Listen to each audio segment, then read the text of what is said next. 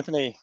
Good evening, Dave. How are you? Now, I was going to take my dressing gown off, but the timer started and we were actually 1 second late.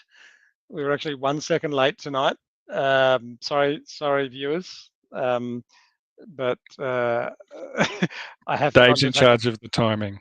I have forgotten to take my dressing gown off. And we didn't even train today. We didn't even train today. Hey! Speak for yourself. Well, I was in the gym at 7:30. We did a hard workout. It was a tough one. Didn't get invited. I didn't get invited to the gym. There was no invite. You were very welcome to train. 7:30. It was on the community board. I didn't think you were going to get yourself up for the 7:30. So yeah. Oh, look. We got a few guests. They're a little bit early. They are very early. We got a cool show tonight. Very relaxed show. We don't have any. Did you see the promo, Anthony? The promo that I put up? Yeah, I did. Heart. I saw the beating heart. Boom, boom, boom, boom. What does that represent, Dave? That's actually lub-dub. The two valves, the atrioventricular valve. No. Don't go into your scientific version of it. Oh, why did you put a heart? Why did you put a heart on there? Well, the beating heart of CrossFit, right? What does that mean? What does that mean to people? Like, what is the essence? What is the heart of CrossFit? It is the members of affiliates, right? All of the thousands, or how many people do CrossFit around the world? I don't know. Over 200,000 or 300,000, I think. Like it's a lot. Millions. I think millions. Yeah. If you think about all the CrossFit wannabe things as well, so they're still doing CrossFit. They're still doing CrossFit. They still are. Absolutely. Even the athletes that didn't compete in the Open and therefore stopped themselves from being candidates to compete at the games, they're still doing CrossFit. If you look up their profile, if you look up Laura Horvath on the internet and say, what does she do? What do you think it'll say? It says she's a CrossFit athlete. She's a CrossFitter. If you look up Will Morad, the director of the World CrossFitness Project, what's it going to say? He's a CrossFitter. CrossFitter. Competed in the CrossFit Games. It's not going to say he's a world WFPer. He's a WFPer. So it's all bloody CrossFit. Sounds like you've got something that's catchable if you've got a WFPer. So that does not sound good. So we're going to invite some guests on, bit of quick fire Q&A.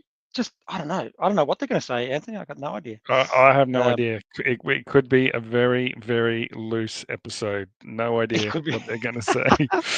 They might just. They might. Number one, they might not even turn up. We've got. Well, I thought we were only going to have one of the girls, but we've got three of the girls in the background getting on. Yeah. So three's trouble, I reckon. So we'll bring them on. We'll bring them onto the stage when we're ready. We're going to have a little bit of a chat. The girls have come backstage. Charlotte, Anna, and Princess Sophie. Princess Sophie. Can you give us 10 minutes? As long as you can hang back there for a little while. We're just going to talk a little bit about the he games. Forgot your name, Sophie. Hang on. We'll bring them on. We'll bring them on the stage. Hello, girls. Hello. Welcome to the podcast. Welcome. Introduce yourselves. It's a pleasure to be here. We've been asking you to come on the show. What do you think of the dressing gown, guys? Is the dressing gown okay? I was going to say very unprofessional. It's very lovely. Well, we are very authentic. We are genuine. It's freezing, and I'm sitting at home tonight. Today was a public holiday, by the way, so that's why we're at home. Happy Echo Day. Yeah. And this is what we did for the Echo. We cooked a lot of meat. We cooked a lot of meat. We had heaps of people over. We had a great old time. We had a Michelin star chef cooking for us. How lucky are we? Noel. And his girlfriend was the sous chef. And the sous chef. Oh my God, they were so good. There's so much food. so much nutrient-dense protein, healthy fats, and we had a And great that old was time. all spoiled by all the sugar that we consumed straight after eating all those And then, healthy of fats. course, the carbs had to come out. But some of us trained this morning. Did you girls train? No. Oh well, I'm the only one. Are they on mute? Can we No, hear yeah, them? sorry, no one No, didn't they're not train. on mute. They're not on mute. They're not on mute. They Um, were on mute. So we'll just remove our barbecue picture. So, welcome to the show. You've come on super early. We didn't expect you to be on so on Already. schedule. You Oh. you requested this time and we showed up. Exactly. That was in Well, our contract, and we're here. So That's we did. awesome. I thought So you'd be excited. still playing tennis, Sophie, and giving Jono a bit of a kicking. I lost, So- unfortunately. You So there was lost. a little bit of, You didn't need to talk about it. 6-3. So, but that's I pretty went good. down 4-0 before. So What happened? Speaking Like, about- you were the shining light of the tennis. well, it of was all of getting us. pretty dark. So Yeah, do you want the light? I couldn't really see the I know the ball. lighting's great. The lighting's great. I like that little streak of light coming down in front of you. Through my face. It goes straight through your face.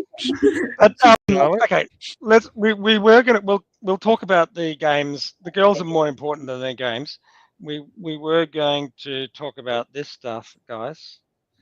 We were going to talk about this stuff. Do you recognize these guys? These names, Anna, Yeah. Sophie, and Charlotte? Yeah. I thought that was Ricky Okay. Gervais. Ricky Gervais. Okay, let me fill you in. Oh, did you know that the CrossFit Games was on last weekend? Yes. Was it? Yeah. Oh, I have Yeah. that is so. You know what? That is so cool, Sophie, that you just said that, because as a person who comes to the CrossFit box 3 or 4 times a week, except today. 3 times a week, 2 times a week, maybe.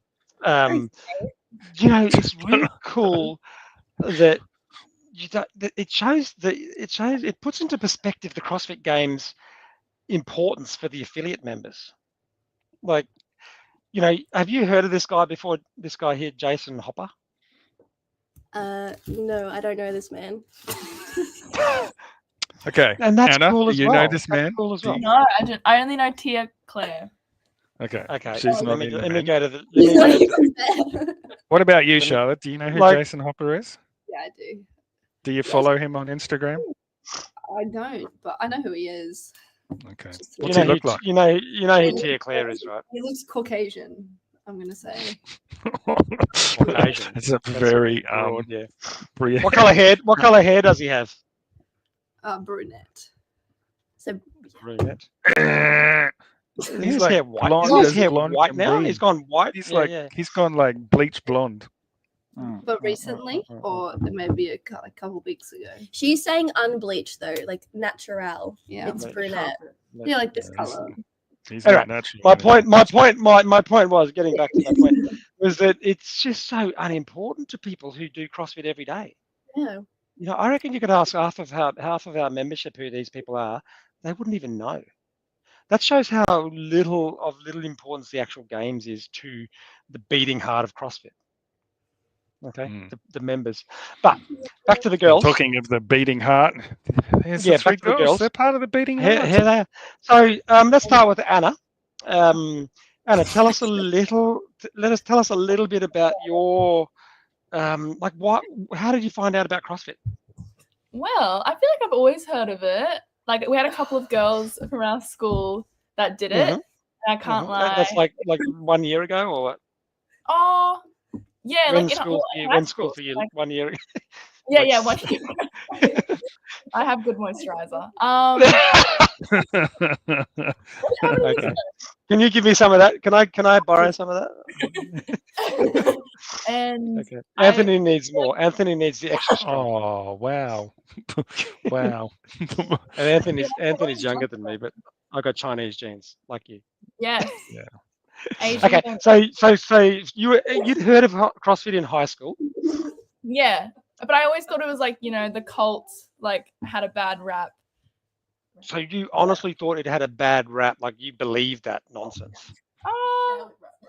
Yeah, like maybe I was jealous. Maybe it came Okay. from a place of Right, jealousy. right.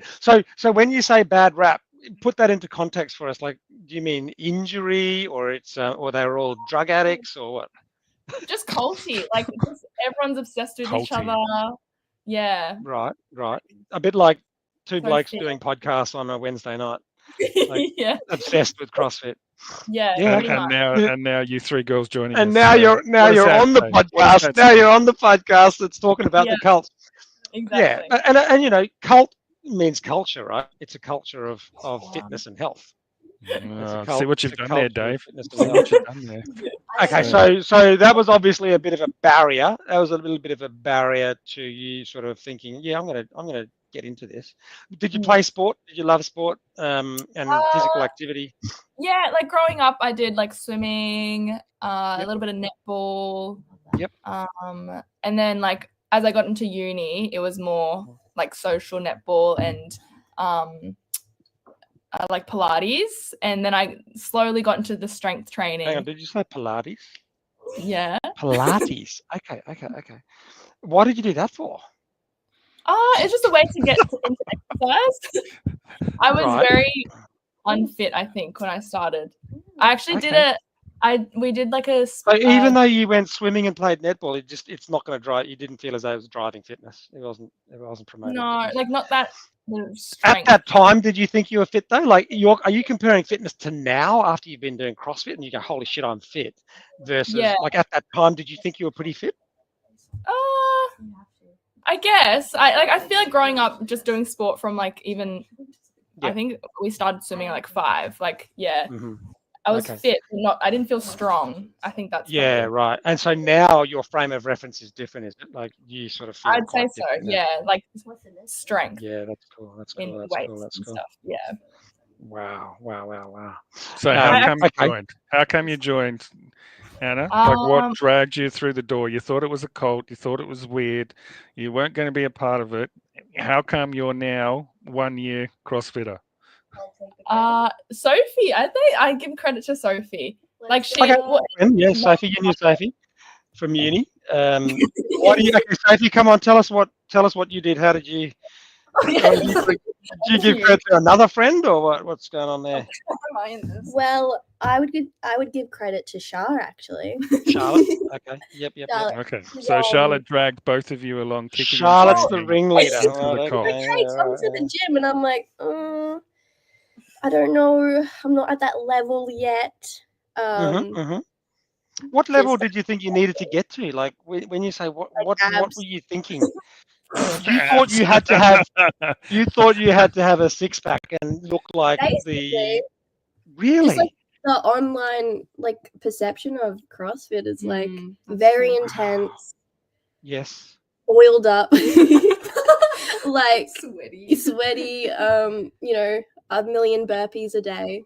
So I was like, oh, I Wow. can't really do that. So Okay. then I told Anna like, hey, you wanna join? Okay, And so she's you like, you had some safety in numbers, like with Charlotte, Yeah. Anna, yourself, that made you think, okay, I'll do this. We're all kind of similar, and we'll all either sink or swim together. Yeah. And that gave you some confidence to step into the box. And so what was it like when you did your first class? Life What was it changing. like? Tell us what you were thinking. Like I don't remember your first class, but were you nervous coming in? Were you nervous about it, or? Oh yeah. So was it the same as mine? I don't think so. You would have done a few more than me. I did like a free Saturday one, morning. Hang on, you still have to pay for that though. Like that's not. Oh, sorry, not. No, so you did a free Saturday session just to dip your toe in the water, like an introductory class for the community. Yeah, that on a Saturday. So sometimes the box will have like free sessions. Come on in. It's going to be just very safe movements and just see what it's like in the gym. What is a CrossFit box? Okay, so you did that, and what was your perception after that free class? Well, I think it would have been good because I've kept coming back. But I So think did you think it wasn't as bad then? Like, yeah, it wasn't as bad. fun? I had Yep. fun, and yeah, it seemed. And then did you have to come back and do like the intro classes to learn the lingo? You know, like clean, snatch. Yeah. You know, That deadlift. was What a kettlebell was. Yeah. What Yep. the rig's for. Why are all of these things that you hang your washing on in the gym? Okay. Yeah, they were And like, okay. take Yeah, photos. that's cool. Yeah. Damn. And so what happened then with your fitness? What did you find happened with the as you got more skills and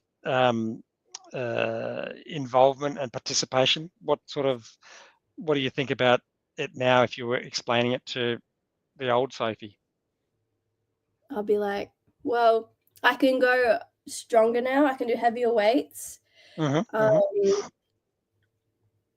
Hopefully I would say I'm better at the movements now. Yep. Just learning. You're that technique. better. You're better. I remember you. watching you do the whole box jump thing, and Oh, you're going my- from Yes. Tell us Now- about now- that. Tell us about something as simple as the box jump. Like people who've been doing CrossFit for years, like that, it's a box jump. Tell us that's a really cool story, actually. So, because I was there when you did that. Yeah, I just couldn't. Mental. I couldn't mentally like jump on this box that was just right in front of me. It was so hard. It was just like everyone's giving me advice, like, "Hey, count to 3, then jump," and I'm like, "Okay, yeah," but I just kept stopping. What were you afraid of with the box? Did you think you were gonna just fall on your teeth and face and hurt yourself and shins? Yeah, but yeah. You thought you were going to hurt yourself. And you're very athletic. Like, you know, you're a superstar tennis player. You're a tennis coach. Well, You thrashed Anthony's pants today at the barbecue. Absolutely. no way. We were on a team. How can I thrash you? You held the team. No, up, that was Sophie. from my. I was ducking so that you could hit the ball. Like I was just you like were in just awe firing of it you. over. Anthony was just in the way. Should have just told Anthony to get off the court. Pretty much. But Exactly. so that's cool. And so you eventually did one box jump, and then I think it wasn't too long ago I saw you doing a workout, and you were just doing like 20 or 30 box jumps in the workout. Yeah. That must be pretty profound. Like you that must make you feel pretty darn proud. Those achievements. It's crazy. It's like you don't realize like if you can just do it once, then you can do it 100 times maybe. But it's crazy now. But you know what's absolutely crazy about like movements like that as you actually enter into the workforce, because you're now part of the workforce and all that sort of thing. Like so many adults don't jump, don't sprint, don't run ever again, right? So it's pretty obvious why you get into a situation where you forget how to do these things or you can't do these things because you did them as a kid, but they're gone. Yeah. Right. And the body just goes, oh, we don't do this stuff anymore until such time as you activate it again. And and I guess yours was the box jump.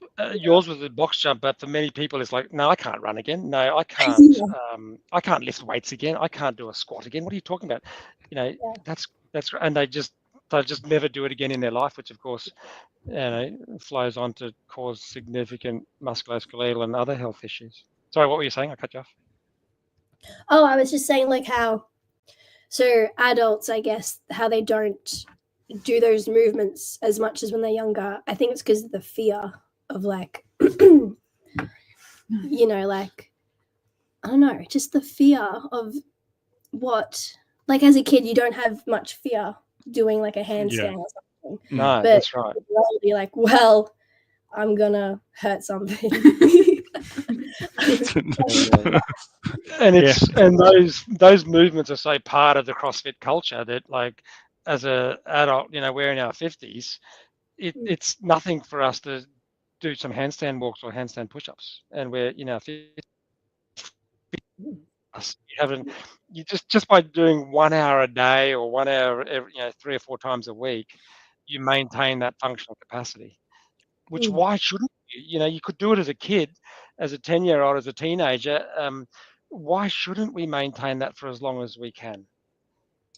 It's crazy, right? And even though you guys were sporty, Anna was sporty, you were sporty, top tennis player, you Okay. still had those things creep into your psyche that no, I can't do box jumps.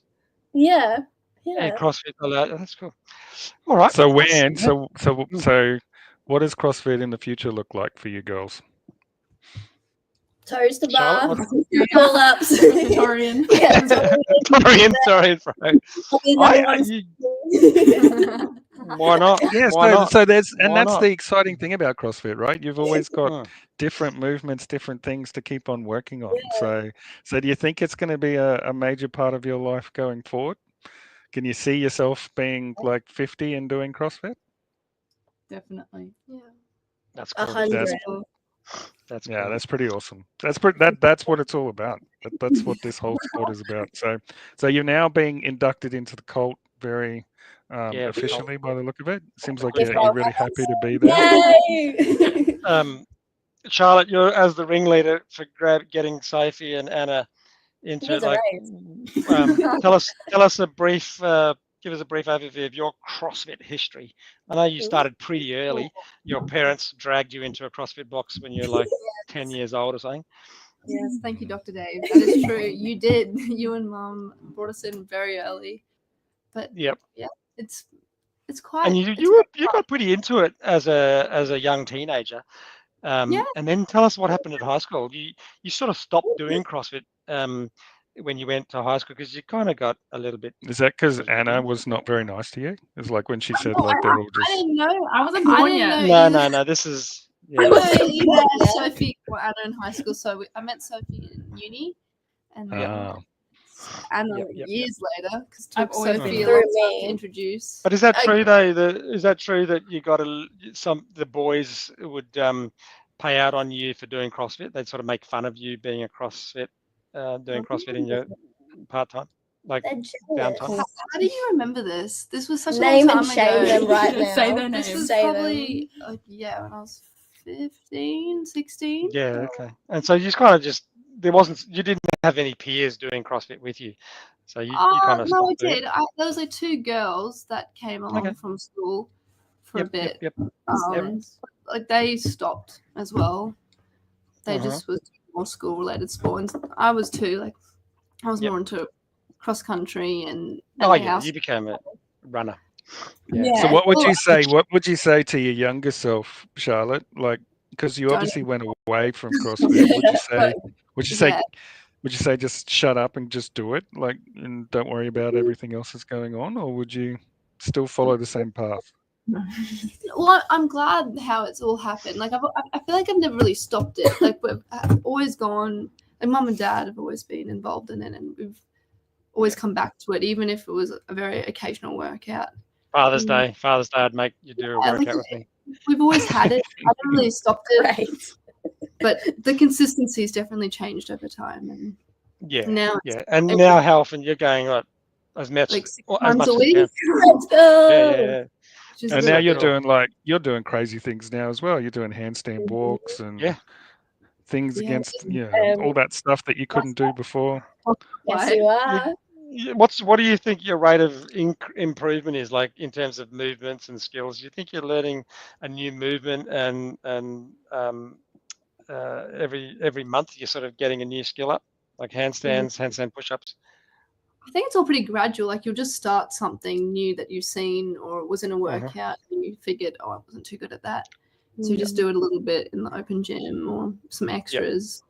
But there's just so many movements, and I think that's the funny thing. You're not too far from a muscle up, are you? That's going to be the. See how we go. That's all ready for the next Open, Charlotte. You're going to get your first. You'll get your first muscle up in there. We will be there cheering you on. Yeah. I know Charlie doesn't like ring muscle ups. No. What's your thought on ring muscle ups, Charlotte? I think tell the world. I think that's my problem. I've watched too many foul videos, and you see like elbows snap. It's the fear. How did it stop you? But it's the noise. It's the noise then. And the fear. It's the noise. Okay. All right. The fear of that noise. This video will when Charlie gets her first ring muscle up, You'll go, geez, I can't believe I didn't like ring muscle ups. Next week. No, it's Yeah. I feel like I don't like the fails of movements. Like you see lifting video fails and you're like, oh, I Yeah. wouldn't do that, but you end up doing the workout anyway. But Yeah. yeah, I don't Cool. know. We'll see. We'll see who gets the first muscle up. It's the race now. And like the you're all, race. you're They're all, throwing you're it all down, pretty. throwing it down to both of you. Does that Who's help gonna- having the three of you? Are you all a bit competitive? Like, do you feel like because CrossFit has a Sort of. competitive element, like it's still a Yeah. race most nights. And It is. you guys all come from a competitive background. It appeals to people who have that sort of Yeah. competitive mindset. I think more competitive with myself. Like, Yeah. 1% better every day, basically. Sophie's actually sponsored. Oh, there you go. There you go. Sponsored by LSKD. Come on, LSKD. Come and sponsor us. So, And here they are. One of the teachings from CrossFit HQ is the whiteboard. The whiteboard has a lot of influence and a lot of impact on people because it kind of holds you accountable. Your score is going to be put on show. So I think that appeals to a lot of people. And as adults, again, that competitive edge disappears once you enter adulthood and start working a 9-to-5 office job. This is a source of bringing that back into our lives, like going back to school for adults. It's like our playground. Every day, bringing it every day. So it's not like just once a week where you might do a little bit of team sport with some friends or something. It's like every day when you step in and do a workout, there's that competitive nature. So All right. awesome. Hey girls, stay on the show if you want, but we're going to bring our next guest on. We're going to bring in Gary. You can stay on the show if you want. You don't have to go anywhere. Feel free to stay on. You can just add like your 5 cents if you want to. Feel free. Hello, Gary. Welcome to the show, Hi, legends. Gary. How you going? Thanks for joining us. Oh, thank you. Pleasure. You had a good day? You had a good day? Lots of cake? Oh, mate, still in a food coma. Oh, man, I do. I feel like I've eaten for 2 days. I don't think I need to eat for the next couple of days. Yeah. Yeah, thanks for that. Man. All right. Yeah. So we're going to... There's a lot of carbs at your house, Dr. Dave. Lots of carbs at your house. I didn't bring a single carb into this. I did not bring a single carb into this house. I'd be happy if we just had pure, nutrient-dense moo cows. All right. Gaza. Yeah, mate. We're going to the slightly to the other end of the age spectrum. Hey, Gaza. Oh, ouch. Only a little bit. Yeah. Thanks for coming on the show. No, thank you. I see you almost every night, Monday to Friday. 6 o'clock, man. Sorry, 6 p.m. I say 6:15. Yep. 6:15 athlete. Yep. The best class of the day. Yep. No. Yeah, the best class of the day. I don't know. The most compliant, obedient, polite, apparently well respected. The one that I think the coaches sucks up to the coaches the most is what I reckon. down on the floor, down on the floor straight away when they call. No little pauses or anything. Not like that 5:15 class. So I think that 5:15 class is full of the girls. So that kind of has a contributing factor. So all right, man. Anthony, what's your burning question for Gaza? Tell us, Gary. You've gone through some rough times, but you're coming out very strong and fit. Tell us what the rough times were. Mate. Are you talking about last night's workout? No, I'm not talking. That was pretty rough. But the fact that you can do that now, given some of the things that have occurred in your life, why don't you tell us and everybody else what's kind of... So I have a bit of a history of CrossFit. I probably started probably 35, 36. Years old. Did a couple of years training at Noosa, on and off. Did you always train, like when you started working full time? Just getting into building your career. Was fitness always something that you tried to maintain? Probably to early 20s. I was a bit of a gym junkie. Yep. So Does that mean Globo Gym? Globo Gym, yeah, mirrors everywhere. Well, there wasn't too many mirrors back in my day, but just lifting some Yep. weights, Yep. which was good. Never really super fit. Played a heap of sport at school. Didn't really carry on to adult life that much. Spent a lot of time on push bikes. Probably mid-30s. Had lots of up and down where I wouldn't do anything for years, and then I'd get some energy and do something. Always had up and down on weight. You know, got to like 114 kilos at one stage. 114 unhealthy weight. 114 very unhealthy weight. Yeah. Yep. Wow, that is really unhealthy. And Yeah. what was that? Why did that happen? Was it because those sports didn't sort of stressful job, powerful enough to hold your lots of participation? long hours, you know, stressful job. Okay. So other things got in the way. Yeah. Different priorities. Yep. Yeah, and then I trained while I was overseas a bit. Came back, moved to Perth. Spent some time in Perth. Trained there for a little bit. Was pretty fit. I'd been training in Cape Town for probably a good year. I was doing CrossFit. Yeah, doing CrossFit in reasonable shape. Yep. Can you remember what made you go into a CrossFit box? Originally? Yeah. Back in the beginning. Really severe bursitis in shoulder. And my sister was doing CrossFit, and she nagged me, and she goes, "You've got to go. These guys will help you." Okay. And I walked. Cool. I couldn't lift my arm over shoulder height. Couldn't get it overhead for months. Couldn't sleep. Yeah. Constantly in pain. I went and did CrossFit, and 2 months I was lifting overhead. Holy crap! Wow. So that's almost the opposite to what a lot of people say. Is they would go, "I've got bursitis in my shoulder. There's no way I can do CrossFit." But your sister convinced you that CrossFit would fix your bursitis. Well, yeah, she certainly wanted me to go, and then I mean, I'd been going to physio and stuff, and it just wasn't doing anything. And I had two great coaches. They wouldn't let me do much for the first couple of months. Lots of stretching, lots of mobilization stuff and strengthening, and then in a couple of months, I was lifting overhead, pain-free. That's amazing. That's awesome. Yeah. So what that tells me is that's where it started. Movement is medicine, right? Movement is medicine. So absolutely. Everybody talks about, you got to rest the shoulder, you got to do that. No, you've got to move into those positions. Yeah. What had you done? What did you try to do for the bursitis for the months preceding you starting CrossFit? What had you tried? Oh, physio. I was on copious amounts of painkillers because I couldn't sleep. If I laid on that right hand side, I'd be awake. I was just in agony.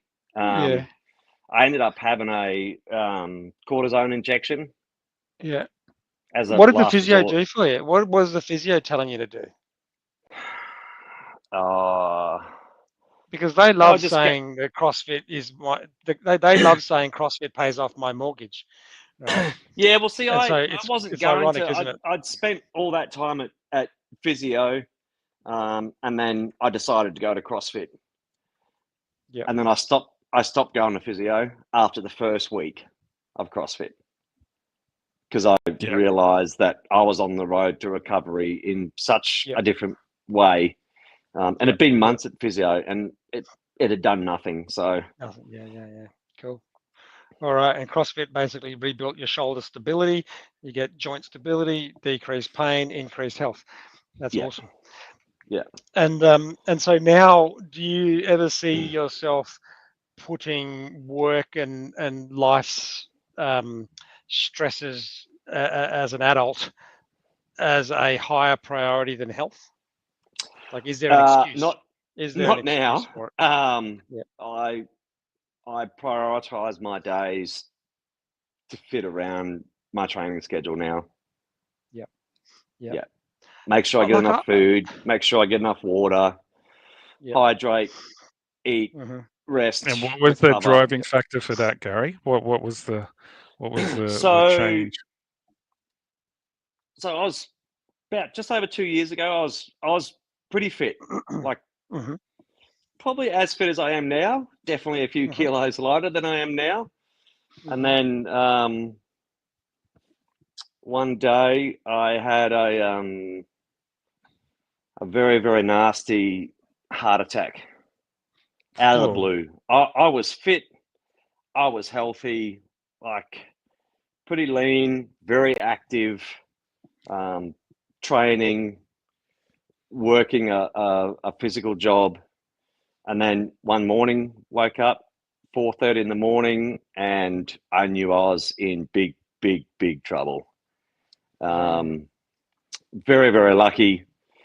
I grabbed my housemate and said, "You need to call an ambulance." And I don't remember anything after that until Shit. I woke up that afternoon in ICU.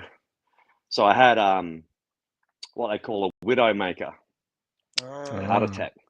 There's a I The one think the that lays correct term. dormant or whatever. Is that the one? Well, Is that the it's the one you valve don't that? survive. Mm. It's But you have survived. yeah, Yeah. it was very bizarre. It took look, everything went right that day. That was 4:30 in the morning on a public holiday. It was Anzac Day. There was 5 paramedics turned up within 4 minutes of when Wow. my housemate called them. I don't know where they were, but one young lady who I went to a lot of effort to find out who it was, they dragged me. I somehow managed to make my way back to bed, and when I got there, when they got there, I was already unresponsive. They dragged me out of the bed onto the floor, basically in the entrance to the house, and started CPR. And this Wow. young lady did 2 rounds non-stop. And it was only on the last defib that I came back. Oh wow. So I was. So did you have an experience? Did you have any lights and stuff, Gary? Or No, anything? I don't remember anything. Unfortunately, sorry, Anthony. A lot of people have asked me that question, and they're all very disappointed with my answer. Yeah, Just look, blackout. Actually, Gary, did you see our very first podcast? It was with Wazza, the no, I unkillable didn't. CrossFitter. Make sure it's tune in to go and have a look at that. Wazza had the exact same thing, the Widowmaker heart attack Yeah, while he was doing a mountain bike race. yeah, So he actually had his heart attack and then crashed his mountain bike because he was doing a downhill sprint. yeah. So they didn't know whether he just lost control of the bike, but it was Oh wow. So it was that actually they weren't even treating him for a heart attack for the first Yeah, bit no, it was. because So It you was got resuscitated, you got the heartbeat back into got hospital. resuscitated. I Yep, woke up yep. at about 4:30 that afternoon in ICU. I understood what had happened. I didn't know all the details, but the first question was from the nurse, "Do you know where you are?" And I went, "Yeah, I'm in a hospital somewhere. Do you know what happened?" And I went, "Pretty sure I had a heart attack." And she goes, "Yeah, you're very lucky to be here. It's very unusual to survive." And she said, "Do you need anything?" And I'm like, "I'm really hungry."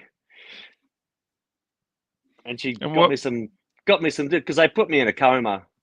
I was after out. the I think. defib. Yeah. Well, I come back. Apparently, I was okay in the ambulance. Apparently, I removed my incubator. I don't remember Okay. any of it. Yeah, there were some interesting comments in my hospital About things release you were chart. doing. Yeah. So you Yeah. didn't go towards the light because you were still conscious No. in some way. You were still going towards doing things. So yeah, it was pretty surreal. And what did they like? Because obviously, it's you're probably a bit disappointed because you're like, I've done all this I've got my fitness back on track. I'm eating well. I'm doing all the right things. You know, what you must have been like, was CrossFit causing this? Is that what was going through your head? Like what was going No, through your head with all this? it was really strange because I mean, I was pretty fit and healthy, and no one really understands. Like my cardiologist here said, once I went and did my tests, I could come back to training and stuff. She said, I don't know why you had a heart attack. Your heart's perfect. There's no scarring. There's no signs of any plaque that had built up over time that caused it. She goes, I have no idea. So no reason why you should have had a heart attack. No. But your fitness, I guess, was able my to fitness bring... probably saved me. Yep. For sure. All the nurses in the hospital seem to think that as well. It's like, because you're so fit, it's probably helped, and it certainly made a massive difference to recovery from the heart attack. So how fast did you recover? Because you were back in the gym pretty quickly, weren't you? I was. It took. Well, I couldn't do anything for 6 months. Yeah. I wasn't allowed because my heart had actually stopped. You're not allowed to drive either. If you turn up at hospital and present with chest pains and they do a quadruple bypass, you can. Once you're out, you can drive. But because my heart stopped, once you go into cardiac arrest, that's it. It's pull the plug for 6 months. I spent, I think it was 4 days in hospital. Went home, slept a bit. Took me a few days, but after about 3 days, I just started to go for little walks. Then got on the push bike and just some small rides. It was, the first couple of weeks were pretty hard. What did you just feel really? Did you feel really just washed out, like when you effectively die? When you die and then you get brought back, just really fatigued. Yeah, just tired. Yeah, you'd do a 15-minute walk and you'd have to sleep for 2 hours. Yeah. I mean, the body knew it went through something pretty severe. And also the psychological impact of that, right? It must be nuts on your brain. Psychologically, look, I'm not meant to be here now. If it wasn't for that bit of defibrillator technology. Yeah, there was. It was interesting. While I was in hospital, that was fine because my body was just in recovery mode completely. So it was just sleep all the time. It was probably only about 3 weeks after I got out of hospital, I had one night of that anxiety of, holy shit, will I wake up tomorrow? Yeah. But every other night was, it was only really that once, and there was a little bit of panic. But yeah, other than that, I just. And you had to take Did you have to take the blood thinners for a while and just keep the blood sort of flowing through the stent? They had me on everything you can possibly imagine. Yeah. Are you still on the blood thinners now? No, I'm not on any medication. Woo, excellent. So cool. That's awesome. Yeah. That's awesome. I went, I stopped the what are they called, Dave? The cholesterol. The clopidogrel. The statins. The statins. The cholesterol lowering medication. Yeah. Yeah. I went off that after about 4 or 5 weeks because the side effects were terrible. Yeah. Not very friendly. And I did enough of my own research to show that the less than 5% improvement in risk of not having another heart attack just didn't outweigh the side effects, I'm afraid. So I just went, it's just not worth it. Yeah. Just not worth it. So I went off. It's not nowhere near 5%. It's way less. It's like 0.3% or something like that. Yeah, it's and there's many cohorts, like you have to be over a certain age and you have to have had a heart attack. And Yeah, so yeah. for the average did a Joe hip- who's never had a heart attack, he's not overweight, there's Yeah. nothing. But talk to your No. doctor. But it's just it's standard protocol, right? They just loaded me up as soon as I left the hospital. It's like, here you go. Yeah. And it was funny. I was leaving the hospital. It was on my birthday, the day I left the hospital. The doctor's like, "How come you want to go home today?" I said, "Well, it's my birthday, mate, and I feel fine." Yeah. And it's just like, okay. And the nurse is like, "Oh, you're going to have some cake?" And I went, "No, I'm going to go home and have a steak." And she went, "Oh, well, that's not very good for you." Like this. There we go. Yeah, that's it. Oh, that's And, classic. This is yeah, what gets the blood vessels clean. It's interesting. So it took me a while. So getting back to your question, Anthony, it was I didn't do anything for 6 months. I wasn't allowed to. I couldn't have a sauna. I couldn't have an ice bath because of the risk of the shock to the heart was quite interesting. And then I moved back to Brisbane, and I knew I wanted to go back to CrossFit, and it took me a few months to get stuff sorted out here. I had a new job and was starting to get life settled here in Brizzy, and then sent an email to this place called CrossFit Neuro. Don't know if you've heard of it. Yeah, We know. We've been there a couple of times. Yeah. And this wonderful lady just sent me an email back and said, "Oh, yep, no, love to have you." But and I declared all that history. Yep. And Joe's just like, "Yep, look, we're going to need you to go and get your tests and get a cardiologist to sign off that you can train." And I knew that would be the case. So I went and did that, did all the tests. Cardiologist was happy with everything. And I come in, had a look around, went, feels good, signed up. Yeah.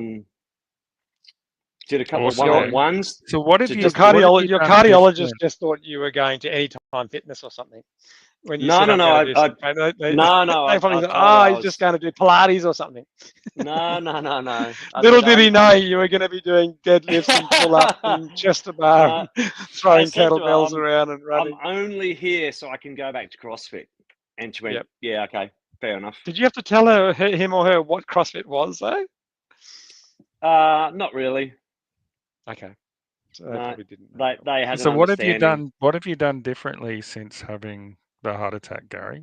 What changes have you made in your life, or have you done anything, or have you just kept the same and just kind of said, "Oh, it was just a bit of bad luck"?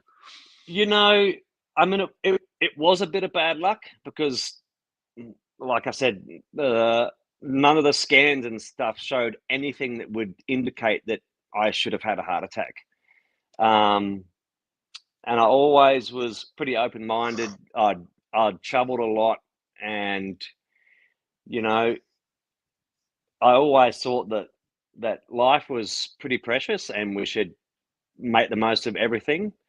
It probably highlighted that a little bit more because you just never know. Yeah, absolutely. But do you find because I know you kind of pretty much adopted the carnivore diet. Has that been since the heart attack, or were you already doing? I'd been keto for quite a while, but previous to that, probably 2 years of pretty hardcore keto, and it just worked really well for me. I pretty much didn't eat any grains, or I just ate a little bit of dairy, bacon, steak. It was, but I still ate. I ate sweet potato. Was my really only carbs that I had, and it just worked for me really, really well. And I thought, well, I'll go back to that, and I had a look at. I've been pretty 80% carnivore now for probably 3 months, I guess. I was pretty sort of keto anyway before that. Yeah. But I just pushed it a little bit harder and cut a few more carbs out.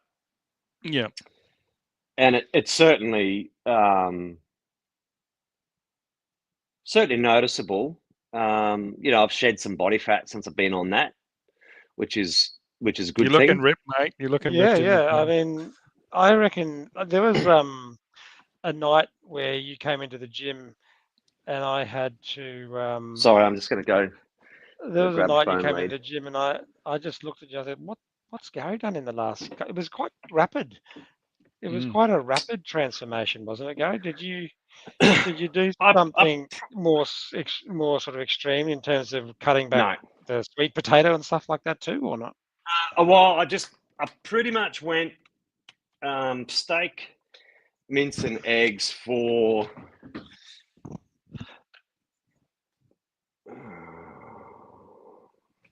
Sorry, I just have to plug my phone in. I went pretty strict, and I shed like 4 kilos in about 3 weeks.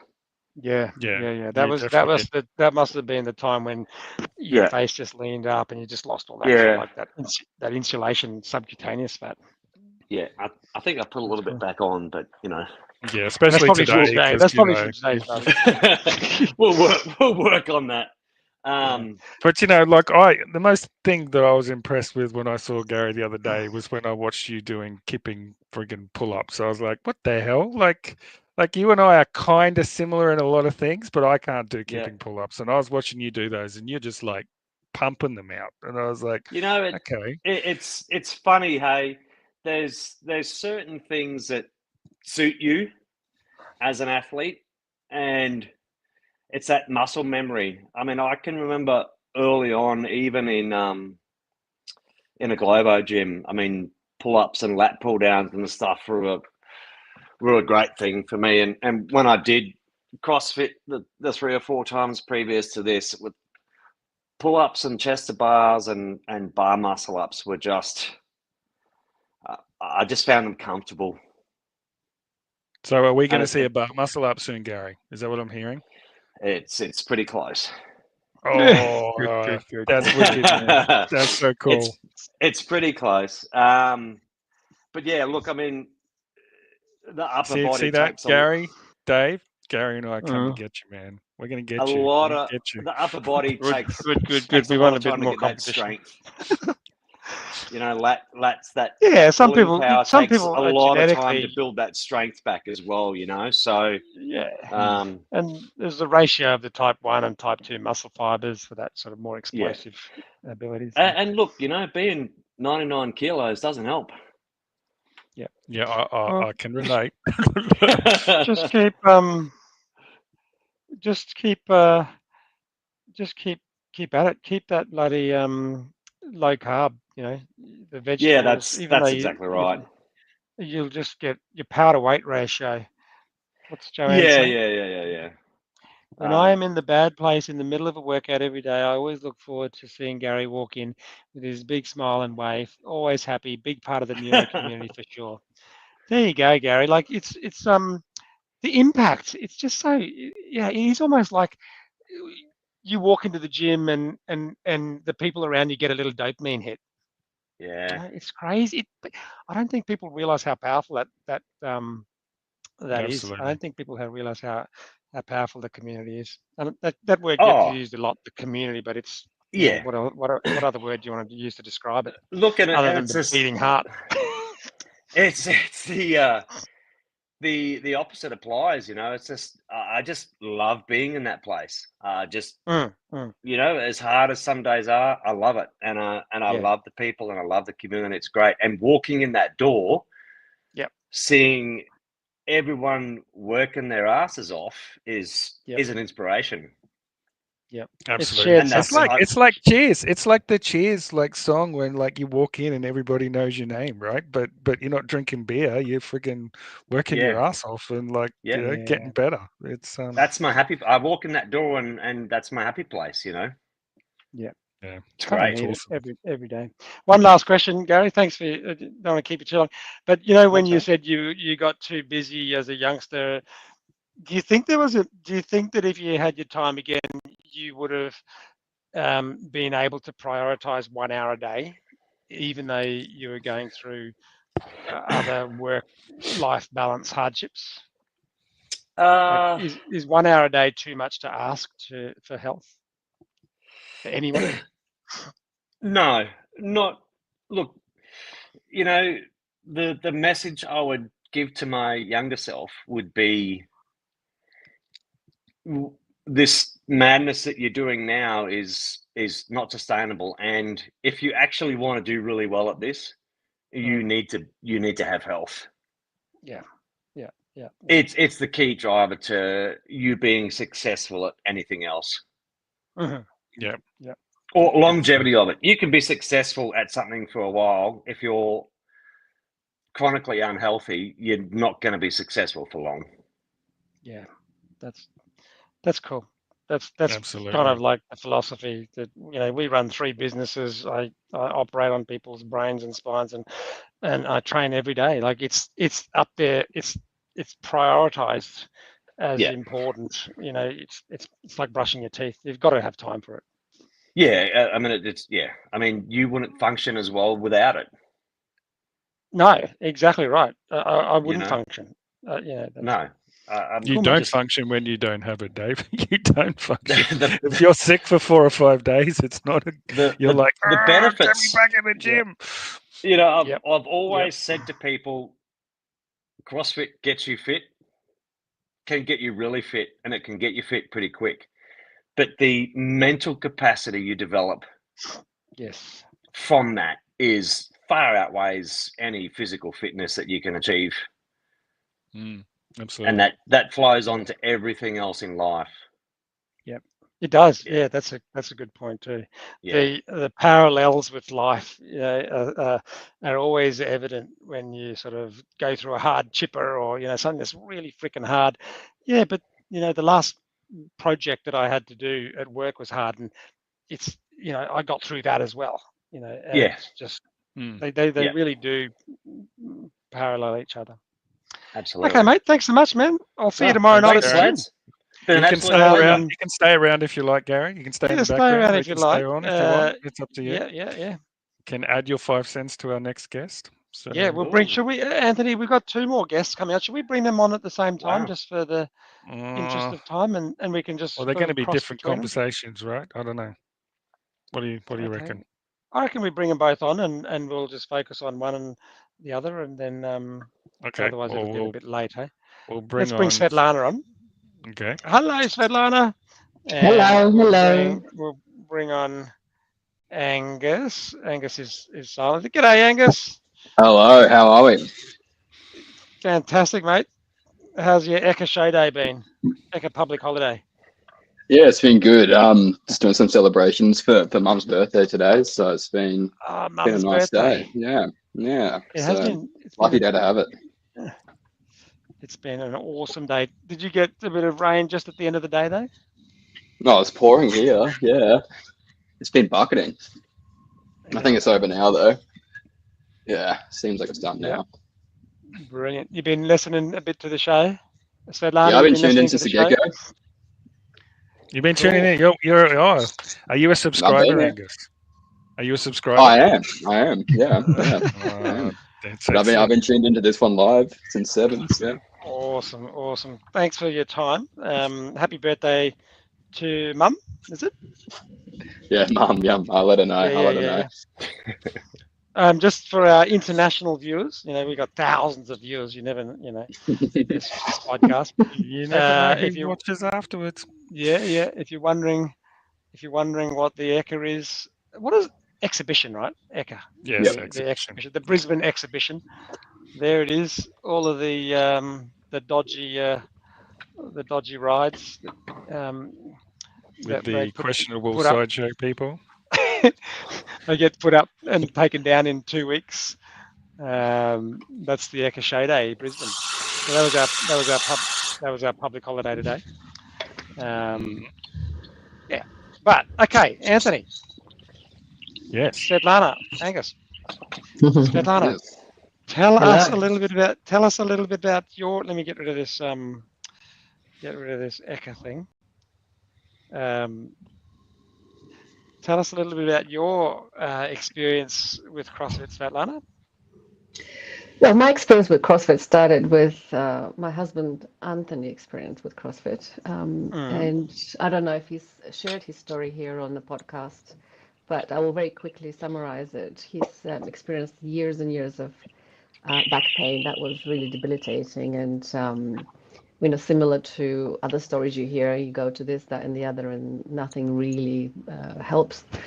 And I have always been into functional sort of movement, functional health, listening to podcasts, and I come across podcasts. Did you think you were fit? Did you think you had a high capacity and athleticism, or was it just more sort of movement for health? Me personally, I have been an athlete since I was little. Not athlete since I was a teenager. So I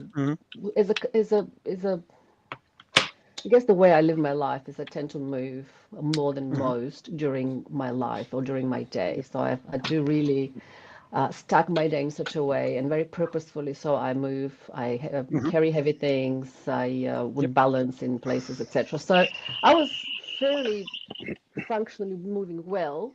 I wasn't as strong as I am now. So what CrossFit has given me is real strength in that Olympic lifting technique, the ability to do it. The understanding of really also building things, like starting here and then building the capacity is actually really wonderful. And seeing all the success stories of a lot of people with, pain coming in and becoming athletes is actually amazing. Was Olympic weightlifting totally foreign to you before CrossFit? Did you even know what barbell? What you could do with the barbell? I didn't even know what barbell was. Really? But Really? That's so cool. I'm from Bulgaria, so I'm in Olympic lifting in a sense of, we were very good weightlifters in Bulgaria during, anyway. And so I knew of Olympic lifting, but that was the extent of my knowledge. Yeah, so I didn't know what snatches. She knows a lot about Bulgarian split squats, I would think. Favorite accessory for Svetlana. Wow. Terrible. And so when you started CrossFit and you saw in the corner all these barbells, did you think that, were you intimidated by that at all? Like, did you think, what am I going to do with those? How do I use those? Why do they keep pulling these things out? I don't know if I thought about those particularly, but I remember coming to CrossFit and hurting horrendously the next few days. And I used to come only once or twice a week, so that was a constant problem. So then what muscles used to hurt? What muscles would be sore? Everything, and your whole body. Your whole body. Just you realize that as much as I move and as much as I do things, I don't use so many of my muscles. So much of your body wasn't being activated. That's cool. That's an interesting story that. People who are out there doing their life movements, they may not be as functional as they think they are. Well, I did not know about a hip hinge, for example. So I would, periodically in my own life have had back pain, and now I understand what it comes from. And so had I known that, that was something that you need to be, obviously, it's a basic knowledge people should have. How they do the occupational health and safety lifting. They should teach hip hinge there. And how bad they are, yeah. What do you like most about CrossFit now that you've been doing it for how many years? Oh, about maybe 3 years. 3 years. 3 years, yeah. At least twice a week, probably. I'd say. Listen, let's say 2 or 3 times a week. 2 or 3 times a week. Sometimes 5 is one. On a good week, 5. Yeah, on a good week, 3. Rarely 5. I think that's happened once. The 5 has happened once. Yes, I mean, Joe made a big thing about it when it happened. That was an outlier result. That was definitely an outlier result. But certainly 3 times a week is not uncommon. Yeah, that would be my average. And what do you like? What do you like most about it? Do you look up the workout in the morning? Do you check, or do you ask Anthony what the workout is, or do you look up? No, I never check the workout. I never check the workout because I might not come if I do. Cherry picker. No, I'm not. But it's what would make you not come? What would make you not come if you did eco look at the bikes probably. Echo bike? The eco bike, the wall walks. That combination would definitely stop me coming, or Wall really walks. deter me. I thought you would love wall walks. Wall balls. Wall balls. balls. Wall balls, Right. yeah. Okay. But so I All don't right. look because in my mind, you just show up and do what's in front of you. So that's Cool. my philosophy Yeah. generally. And I love the community probably the most. And the fact that, like Gary was saying, you enter there and you're just filled with that beautiful energy of people doing common things and just cheering for each other and loving it and doing hard things. We all do hard things. But also, I would do in a CrossFit gym what I would never think I'm capable of doing. Even just the warm up often feels like a workout, and then we do so much more afterwards in only another half hour. So it's incredible, and you feel very satisfied and doing things like that and knowing you can do them. So yes. I think, Svetlana, it's an interesting question to ask you now as to what is CrossFit allowing you to do? What are the other things that you're getting involved in because of all of the strength that you're gaining? Well, that's the beauty of things. I think CrossFit is like a foundation of a functional movement for me, and I've had the opportunity to do Spartan races. This is something I'm passionate about, and I admittedly didn't really train much about for it. I sort of had so much of what was required to do a Spartan race really already CrossFit already has given me that base. So that was incredible, and I feel so deeply grateful for it because it's amazing feeling to feel strong and capable in doing things that are functionally, useful for people. So in that opportunity now, has even going to a Spartan race.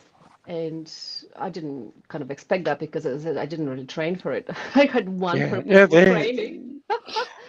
It just gave you the ability to do well in Spartan racing and go to the World Championships in Sweden. That's it. That was incredible because I did in my age group, and I'm turning 50 this year. I effectively finished second. Wow. Do many people say you don't look like you're 50? Yes. All the time. Yes. I don't feel 50 either. I don't That's know. amazing. So That's so cool. But I know the event organizer for Spartan Race, Svetlana, and I'm going to ask him to put Echo Bike in the Spartan Race. Are you talking about Deca? Just for you. Just for you. And maybe wall balls as well. We know Declan, right? We had Declan on the show. Spartan event organizer. We met Declan at the Spartan, and that's how we actually, So he's great, and I loved hearing his story here on this podcast as well. Actually, so inspirational. Yeah. Cool. Well, good luck in your Swedish championships. Just one on a more last question, philosophical. Svetlana. Oh yeah. Okay. Svetlana, why are you doing this? Why don't you tell everyone why you're doing this? Why we're going to Sweden? Well, it's a very beautiful, unique opportunity to represent my country, which, happens over my 50th birthday. And I thought that's something to bring into my life. But also I am caring for my mother who has dementia. And, much of my love for movement and has come through her. And now that I care for her and also understand what causes, what treats, what improves dementia, and how we can prevent it. I have taken this opportunity to be on the world stage, I guess, to create a platform where I can talk about that to people and bring their understanding, their awareness, but mostly and most focus is in prevention of what to do to not get dementia, which is leading cause of death in Australia for women. So it's it's a massive problem. Yeah. It's amazing that you guys have your mum living with you. She's come over from you guys looking after your primary carers. That must just be such a difficult thing to go through. But you just take it in your stride, don't you? Like I've never heard you or Anthony say one whimsical word about having all of this burden of looking after your mum with dementia. not one. Thank you. Which is an thank you. incredible, She's beautiful, incredible, beautiful soul. incredible testament. You know, and but because of CrossFit, you know, like I'll just add in here, like we get Svetlana's mum doing some things. Like she rows every day, she lifts weights, she does little kind of push presses with dumbbells. You know, she's already increased her strength because you know, having strength is a big propensity to help with dementia. So, you know, it's one of the big things is to move, have strength, reduce the sugar in your diet, and you can have some significant wins when it comes to, you know, tackling this disease. Yeah. And do you think she's improved a lot since coming to Australia from? Well, absolutely. And you know, people that you know her have told me the same. It's her overall, you know, everything has improved, but her balance and her ability to remember things and to emotionally to relate to things and her strength, her sleep has improved. But we're tackling it on all those angles because dementia is not a one thing. It's a systemic problem, so you need to look at it from everywhere. You know, holistic kind of way. Was there anything that you wanted to, like a platform that you wanted to just put on the podcast that for people to look up or to reach out to you or anything like that? Or if you're okay to share what that, is it? I'll write it down. Yeah. What's it called? It's called Flourish with Svetlana, my platform, which is I'll just spell that. It is at Flourish SVETLANA. Oh, that's your Instagram, is it? So that's my Instagram and Facebook, but you know, and that's where people can follow the journey of the competition, but also of my journey with caring and you know, for mom and understanding what dementia is. And also, I'm running a GoFundMe page at the moment to really start a non-for-profit. I mean, and there must be lots of people that, or you know, there may be someone who has a relative or a loved one with dementia that could reach out to talk to you and just say, look, hey, what did you tell me? What you've done? How have you looked after your mum, and whether that could have some benefits for other people too. Yeah, many Flourish people have reached. with Svetlana. Cool. All right. Let's have a bit of a chat with Angus. Angus is can I tell them what your background is? Go for it, Dave. Yeah. Exercise physiologist at the Functional Movement Training Centre. Fantastic. Thanks for coming on. It's nice having me. 8 o'clock. Yep. Yeah. No, I'm still awake. Yep. Yeah. and just a little bit of a setback in your work in the last couple of months or month. Tell us a little bit about that story. For context for the thousands of listeners that are watching, I was playing basketball one night and then just completely ruptured my patella tendon. Did some pretty good damage to it, so it was completely torn end to end. And then so that's going to put me out of action for about 9 months since the date of injury.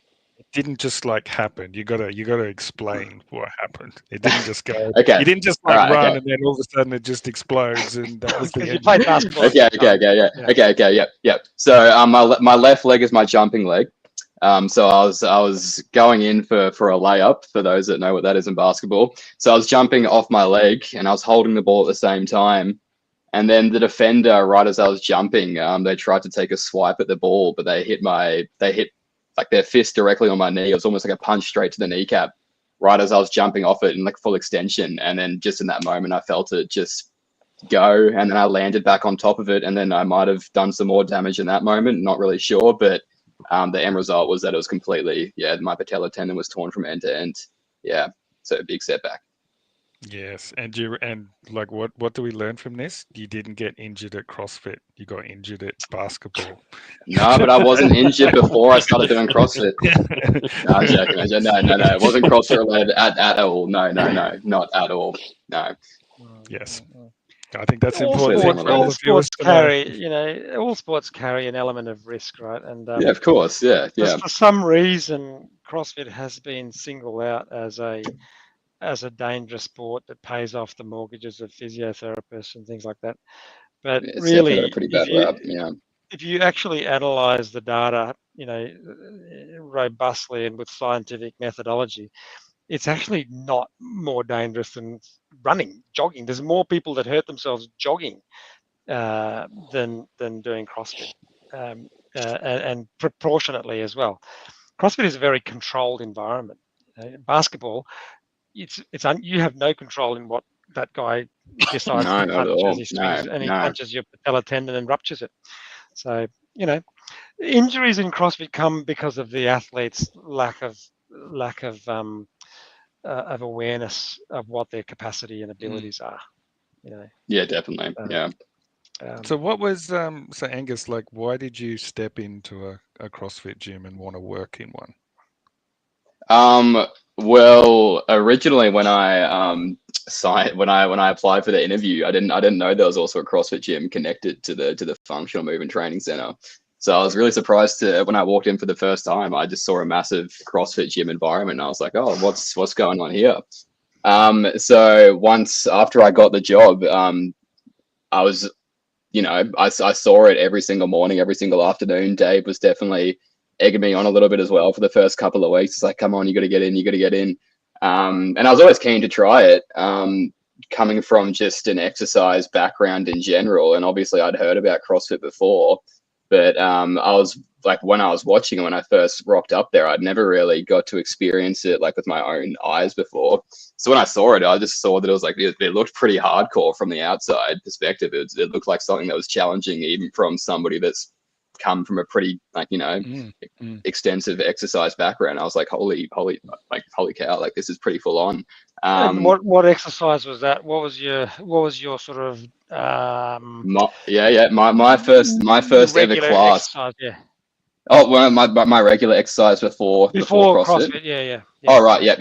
Well, I had a pretty big like sporting background, like in high school. Then after high school, I continued playing basketball. So I played that twice a week, semi-competitively, like nothing too crazy, but I played that at a decent level. And then on top of that, it was mainly just going to the gym, really, just like hypertrophy style training.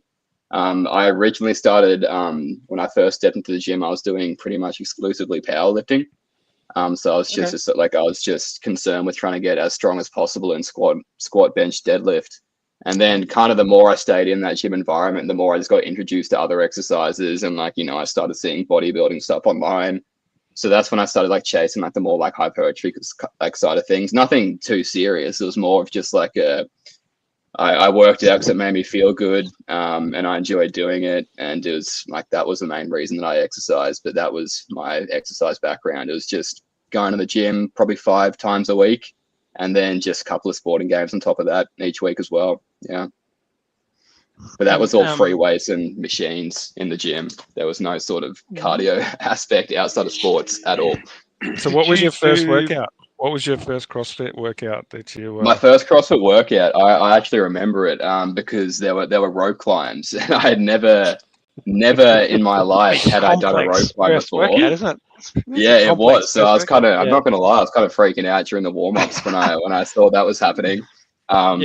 So, but I had lots of people were around. They showed me how to do it. Like I still remember, like it wasn't Gary that's on here. There's another Gary actually that showed me how to properly wrap my feet around and grip the rope.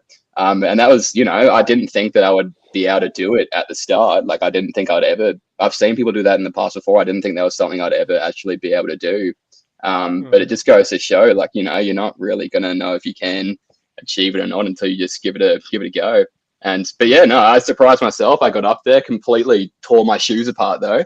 But then we've got some new shoes now that won't tear apart on the ropes. Oh, you're a CrossFit. You've got 2 pairs of shoes. Yeah, but I remember there was that one. That was a big one. There were also handstand push-ups, which was something I'd never done before either. So I gave that a go, and I did like 2 reps, and I was like, oh, probably I just had to regress that one straight away because I just never done it before. But I've been practicing it since. And then there were just also bench press and stuff. And as soon as the bench press came out, I felt way more comfortable. Like, that was my comfort zone. But everything before that, I was like, oh, like I got no idea what I'm doing right now. Yeah. So within a couple of weeks, did you have a little bit of a light bulb moment that was like, shit, I've been doing powerlifting.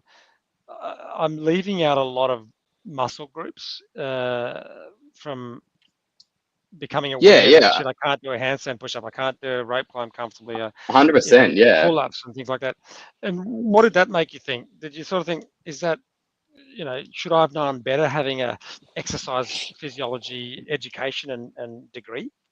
Like what's going through your mind? I think to an extent, subconsciously, I always knew that it would be of benefit to train like with more like metabolic endurance type style training. But before that, my goal was pretty much exclusively associated with like, I'm not gonna lie, just going to the gym and just trying to like look good, feel good type of thing. That's where happiness came from. I was like, okay, if I'm going to the gym, getting a little bit stronger, and I'm happy with like my lifestyle, that was it for me. I found that playing basketball a couple of times a week that fulfilled me at that current time. But then since I've started actually training CrossFit and like, before I started training CrossFit, I would never go out of my way to put myself through a cardio workout or a metabolic conditioning workout or anything of the sort, just because my body physically wasn't prepared for that in the moment, just because I'd never trained like that before. But now I'm going out of my way to do that kind of workout, and I've noticed big changes already just in terms of fitness and how it translated to my other aspects of life, like basketball and other sports that I play as well. I just feel a whole lot more useful with my body now. Is the best thing I could say. What happened with your basketball after, because you've been doing CrossFit for a good 3 months? Sure, yeah. So did you feel as though you were becoming a better basketball player because of the CrossFit training? I feel like it definitely developed. Yeah, definitely transitioned, because plyometrics is obviously a big part of CrossFit, and getting introduced to Olympic lifting, I got pretty heavy. I tried to get pretty heavily involved with that pretty quickly, just because I found it so fun, and just all that plyometric and power training really just transitioned to jumping, which is a big aspect of basketball, and just being quick directional changes. So I noticed that really quickly as well. But then also just upper body coordination and strength when just in the air.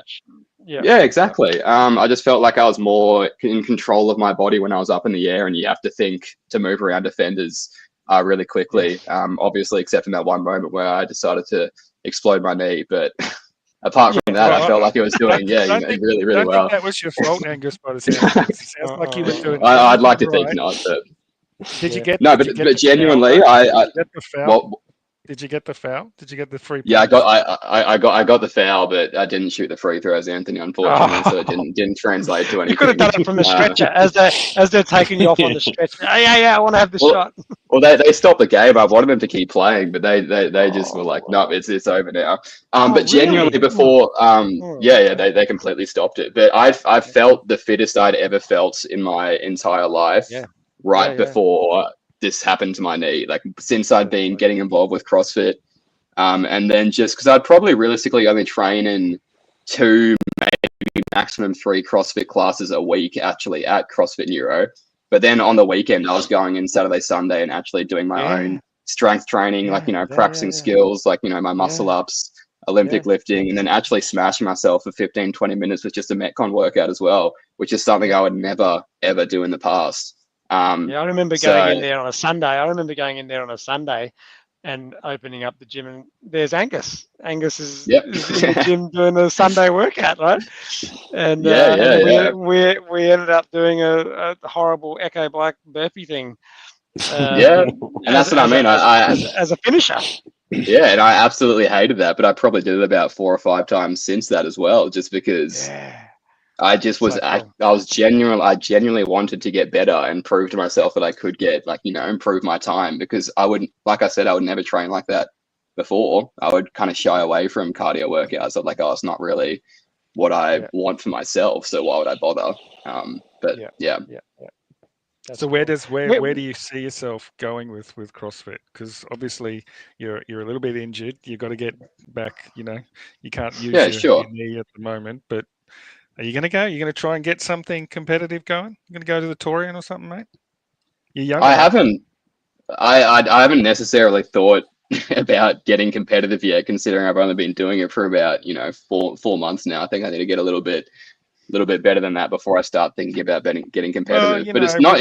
Within a couple of weeks, you were doing what 90, 95 kilo clean and jerks, which Yeah, I was happy start. with it. Yeah, I was happy with my progress, but like it's definitely not like it hasn't, that thought hasn't existed at all. Even because it's funny you mentioned that, because about a week after I injured myself, it just happened to be that one of my best mates also he broke his ankle the week before playing rugby, and he's into CrossFit. He trains CrossFit and that kind of stuff. And then straight away, as soon as I hurt myself, he said we're both gonna do our rehab and compete in Torian next year as a duo. So I don't know whether he was actually being serious or not, but I've definitely thought about it, and I think it would be really cool and inspiring to do. Whether it would be to try and get the best possible time and beat other people, probably wouldn't be my goal. It'd be more just to prove to myself that I could actually do it, I think. Yeah. Well, you're surrounded by the culture. You're surrounded by the culture. You're surrounded by the coaches who are. It's an absolutely amazing culture. The environment.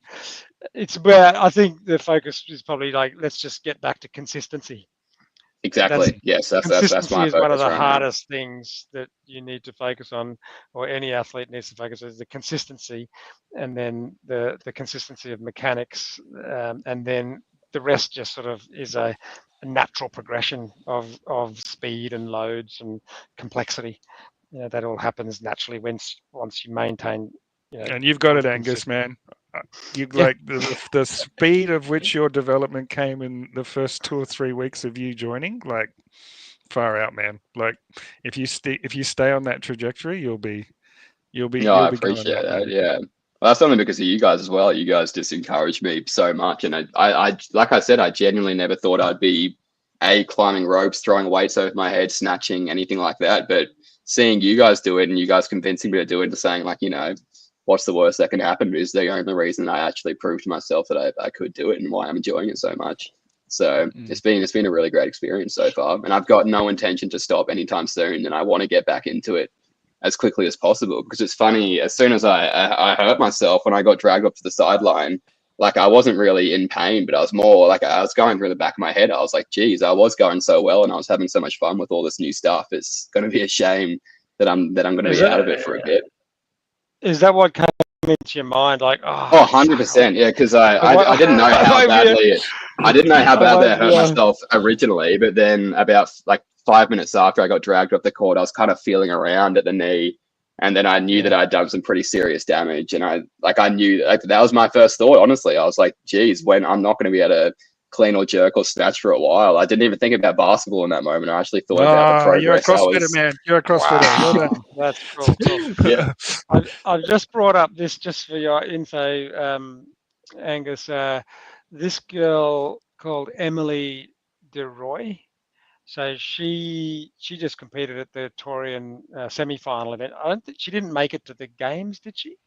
Yeah, she did. No, she did make it to the games. She's a games athlete, yeah. And I heard her talking to someone in an interview, and just to put things in perspective for your future, she had the same injury, or as far as we can tell from an interview, a patella tendon rupture. All right. So she's made it to the most prestigious stage of CrossFit, the CrossFit Games this year. I don't know exactly how long ago her tendon rupture was. She didn't say that, but it just shows you that it's not going to slow you down. It doesn't have to slow you down. Oh yeah, I'm so keen to get back into everything as soon as I can. I just know that I have to play the waiting game now. It's the best thing I can do for myself, which is so difficult because it's something that I love doing every single day, but I know it's just the best thing I can possibly do right now is just chill out. And, in 7 months will go by in no time at all, and I'll be straight back into it, I'm sure. And you're just gonna be working on your chest. You'll just have chicken legs by the time you finish, right? Yeah, I'll be walking around chicken legs and just not be able to fit through doors anytime soon. Yeah. Yeah. All right. I won't be, but when did your orthopedic surgeon say you can get back to doing? When are you going to get the knee brace off? Realistically, the knee brace won't come off for probably about another 12 weeks from now. Okay. Because right now, because I've got a range of motion restricting knee brace. So originally it was that I had no flexion at all. It was just locked perfectly straight. And then when I went back about 2 weeks post-op, I've got 20 degrees of flexion now. And then in about a week's time, they'll go bump up to 60. And then about 6 weeks after that, it'll be 90. And then I'll spend 6 weeks on 90. And then the plan is that it comes off after that. And then I just get back into... body weight loading, body weight squatting, just body. Yeah, exactly. Yeah. Because do they do any scans or ultrasounds or MRIs to say that's locked back together? It's meshed and repaired. You can now load it. I'm actually not too entirely sure. They might get me doing something before the final post-op appointment in about just under a couple months time from now. I'm actually not too sure. But I know as soon as it comes off, because the first thing it just atrophies straight away. So I've just got no muscle there whatsoever. Yeah. So it's just getting that back as quickly as possible, because it's pretty much impossible to maintain that with the ROM brace just on the knee at all times. Absolutely. Are you using those little EMS electromyotherapy pulsing devices for the vastus medialis and? No. I don't have anything like that. Have you looked into that? Maybe ask your orthopedic surgeon if you can trial it, because there are some people for rehabilitation purposes when they can't move the muscle because of the joint issue, you can kind of preserve some of the muscle function with a sort of substitute stimulation. There's a machine you can buy on. I think it's called a Compact or something, and it you can put different sensors on your muscles. And the little FES machines, they call them. You can come by them pretty easily. I think the main thing the reason why they wouldn't want me doing that, maybe on the vastus medialis and stuff they could, but they didn't want any sort of quad activation at all, because that quad activation could pull the patella tendon up and just rip apart the stitches they put in place. So he was my orthopedic surgeon just said, try not to do really anything at all. If you're bored, I'm happy. That was his exact words, actually. So yeah. So are you bionic now, Angus? Will you be coming back stronger? Have you got some metal in your leg or something, or what's in there now? I've got some little bolts. It's my belief that they screwed bolts into my bone in my leg, and then they stitched. That's what they attached the stitches to for the patella tendon. So they sewed it back together and they reattach it to little bolts that are on the bone. So I've got little bolts that are on the bone, but there's no metal rods or anything. So I don't think I'll be getting too many superpowers from that in the future. I'll just have to rely on what God gave me. Your own strength and fitness. So when you start getting really good and start getting cocky, we just program pistol squats. I'll be doing them. You challenge me. I'll do a pistol squat in 9 months from now. Angus, I did think he was just going to say, I'm going to kick you in the kneecap, but I was like, whoa, that's a bit harsh. Yeah, I'll do that after I do the pistol squat, Anthony. Could you do pistol squats before that injury? Yeah, I could do pistol squats before. Oh, shit. Yeah. Okay. Yeah, but the funny thing is my right leg is like my dominant leg. If I'm kicking a ball, I use my right leg, but my left leg's my jumping leg. So any sort of balance or stability, I actually feel a lot more stable on my left leg. So if I was to do a pistol squat, I would do it on my left and I wouldn't feel too comfortable on my right actually at all, just because of the balance. So I'm just making excuses for myself now. Which side is it? The left side? My left side. Yep. It's my jumping leg. We'll just make sure that it's all left-sided. I'm sure that'll slow you down. They're gonna program that for sure, Dave. Pistol squat holds. You know what's gonna happen as soon as you start beating Dave, Angus. It's gonna be like the movements will change. The movements will change. We haven't done them for a while, actually. I might have to start. Might have to start doing some of those in accessories, because I haven't done them for a while. The pistol squat for me, the hardest part is actually keeping my upper legs straight out in front of me. It's the hip flexors. That's what I find the most difficult. It's not the actual squat on the grounded leg. It's keeping the other leg straight out. Yeah, they're just they're Brutal. just bad for proportionate people. You know, Just bad. the tibia femur ratio, like you know the ratio of your tibia length to your femur length.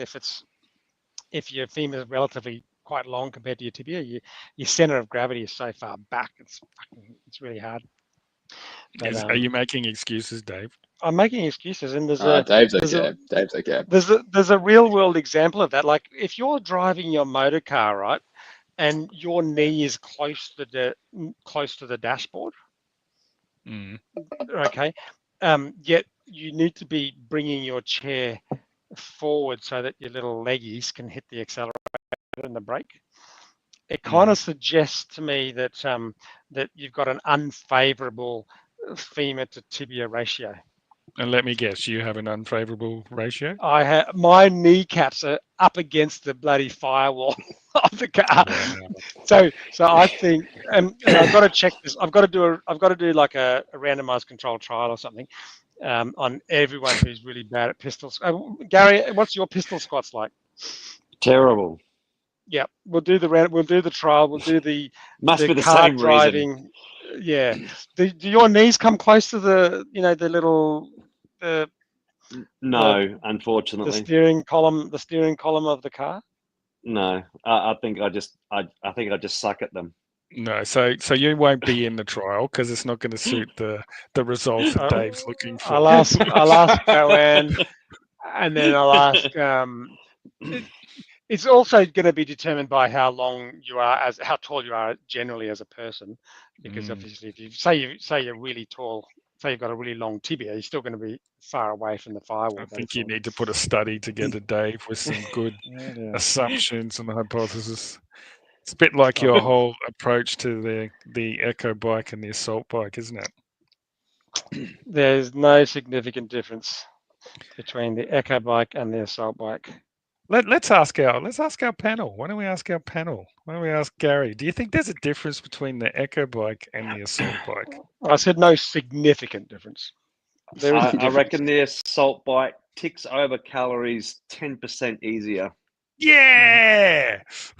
Yeah, that's right. But Anthony's talking about the rollover in calories. But when you're doing, I'm not talking over the rollover. When you're doing bike the time, as soon as the time hits, you stop pedaling, and whatever is on the monitor is your calories. You don't count the rollover. You don't it doesn't matter whether you're on the echo bike or the assault bike. You're working hard to get the calories, and as soon as it hits the time cap for that, whatever calories it shows on that point. Yeah. You don't count the rollover. 100%.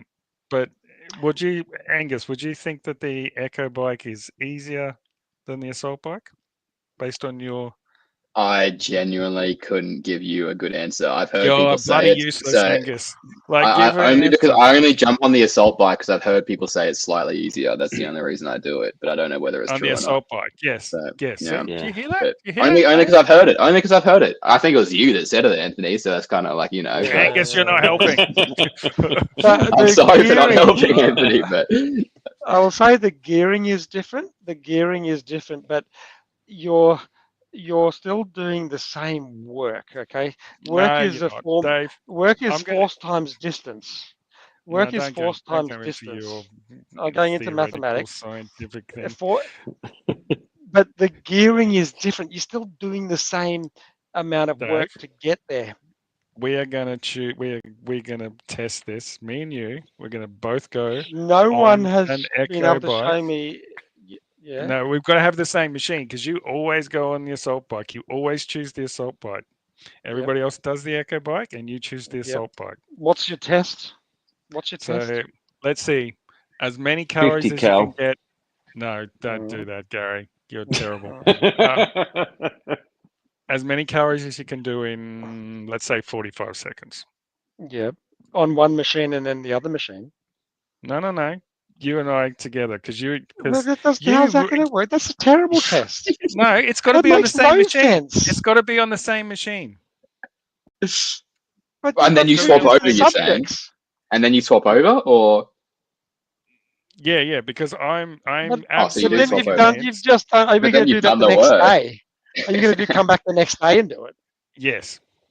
And you got to We're make sure gonna that you prove eat all the once and same for things, all- the exact same gonna- dinner, breakfast, Shut up, Yeah. Angus. hydration level. We've got to prove once and for all that the assault bike is easier than the echo bike.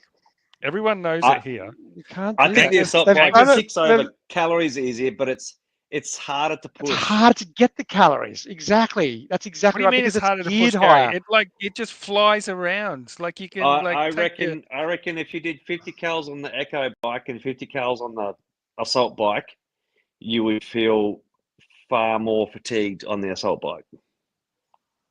There you go. What? Because the The echo gearing's bike, yeah. higher. It's a higher gear. Yes, you get more rollover because it's a chain, but I'm ignoring the rollover factor. Right? I'm ignoring. You're sending it. Let's just say 20 cals. You're just sending it for 20 cals, right? As soon as you hit 20 cals, the timer stops. I'm not counting any work that the machine does by itself through momentum after the 20 cals is hit. Right? So Gary, you've let me down. Angus, you've never even been on my side. They did this Oh, with the. come on. They did Just this because with you the lost in Echo. risk, Anthony. Just because you lost in risk. You just got to do 20 just holding cals that on grudge. both bikes Hey? and see which one. Absolutely. Do 20 cals Absolutely. on both bikes and see which one's fastest. Absolutely. And So Gary, ask Angus, ChatGPT. I'll give you you're an going to be. answer. Ask ChatGPT, and you know what it says? It says that the echo bike is much harder don't than the ask assault Chat. bike. Don't ask AI. There you go, Dave. ChatGPT's ChatGPT's got it. You're done for, mate. You're done for. ChatGPT knows everything. Anthony resorts to AI. Oh my And God. we can do it. We can do it on the next podcast, Dave, so that everybody can see it. Are you up for it? Great idea. You haven't designed a good test. We'll design a good test. We'll design a good test. The Echo rower and the Concept 2 rower were tested with a machine that was they hooked up to the frame and they pull the rower at a very specific frequency with a very a maintained speed, and they showed almost exact readings on calories and timing and power output and things like that. So they've kind of shown that it's very hard to do that same test on a bicycle. Yeah, but you always choose the assault bike. You always choose. No, I don't actually. I don't actually. I'll choose the machine based on the calories. If I'm thinking what's going to be most beneficial to my time, if it's a longer. I think you just proved it. I think you just proved it. You choose the machine that's better for calories. No, but sometimes I'll choose the assault bike. Sometimes I'll choose the echo bike for calories. Because it's geared lower. No, for different amounts of work. It's geared lower. So okay, let me ask you this question. If you're riding up a hill, are you going to choose the bike that is set to gear 5 versus gear 1? If you're going to ride up a steep hill. You're going gear 1. You're going gear 1 because the way that the bike is geared helps you to get to the top of the hill. Imagine trying to go up the hill in gear 5. So an assault bike is geared to a higher gearing than the echo bike. You can just feel it as soon as you jump on it. You can feel that the resistance in the gear. It's so easy to pedal on this assault bike. But it's still the same. It's still the same exact power output at the end of the day. Like what in wattage of like the body. Yeah, because you still move from. Yeah. The work done is still the same because you've moved the same human being 50 meters up a hill. Couldn't you view it like the damper settings on the rowing machine? How you could have it on 1 or you could have it on 10. It doesn't matter what you have it on; it's just what you prefer because that's the resistance profile that you prefer the most. I think it's just the same across both bikes. Yeah, correct. Like some people prefer the damper setting of 2 on the rowing machine. Oh, I prefer Angus, using like an 8. You've solved it. It's only because he pays me. Right. It's only because he pays me, Anthony. That's the only reason. Exactly right. So your argument, Anthony, is like, oh no, everyone has to row on dampen at 10, otherwise they're pussies. Like that doesn't make I've sense. never said that. I've never said that because Okay, and I don't believe that. I wouldn't Don't- say that everyone's got to row on dampener 1, but if I've got to row 50 calories, I still rode 50 calories. Yeah. Do you know what I that's- mean? But you will yeah. pick the dampener based on what your body is sort of attuned to doing. What You know, we're going to do, because when you go on 50 calories is 50 calories. Like, what are you talking when about? It's you like, go that's it. when you go on the assault bike, Mm. you are much faster in calories than most people, and you get more calories. When you go on the echo bike, you are not. It doesn't mean that I've still done 50. I've done the same amount of work as you. It takes you longer. But my point is I should be able to choose the dampener setting that I want. You know, like They're you going don't around you in don't come up circles, you don't come up to me on the rower and go, No, oh we're Dave, gonna you're have- choosing dampener 7. We need a Do you know what I test. mean? So We need a you test. shouldn't be able to Somebody do that needs on to the design us echo a bike test. either. Somebody needs to design Dave and I a Does, test. does that make sense, Gary and Angus? Like Anthony never Dave has and to I- be yeah, I brought on it the up. Yeah, rower yeah. when I choose my own dampener setting, but yet when I'm on a bike, which is basically 2 bikes with 2 different dampener settings, because they're different bikes, Mhm. you can't sort of say that, and you know, Okay, you can't so say I think Gary and Angus should doesn't get make together sense. and create the test. Don't make No, me no, say no, it's already. no. Yeah, Angus is you like, guys judge. when my You leg guys gets better, I'm judge. going to kick these 2 guys in the ass. Yeah. Yeah. I mean, Okay, I'll give you another example. I could do a You're so right workout there, and pick, Gary. You're so right. I could pick the wrong dampener setting on my rower, and I'd be slower getting off. Do you know what I mean? Like if I was silly and I just blindly put the dampener at whatever random, I could affect my workout because I picked the wrong dampener setting for my body. Does that make sense? Who's And gonna it's just like set our test? We're done for talking. We're going to set a test, and we'll just answer it with results. He's not happy with the theory, Dave. He wants the I don't think this debate went this way that Anthony was hoping it would go, especially when the dampener analogy came out. Especially when the dampener. I love that analogy. I love that analogy. I've been trying to think of a way to explain that to Anthony over the last 6 months, but that works really well. We are going to prove once and all physically that this is the difference. The debate is over. The debate is over. The debate is over, but we're going to have the physical. Okay. I don't think I don't know. There probably are some people around the world that are interested in this debate, but I don't think.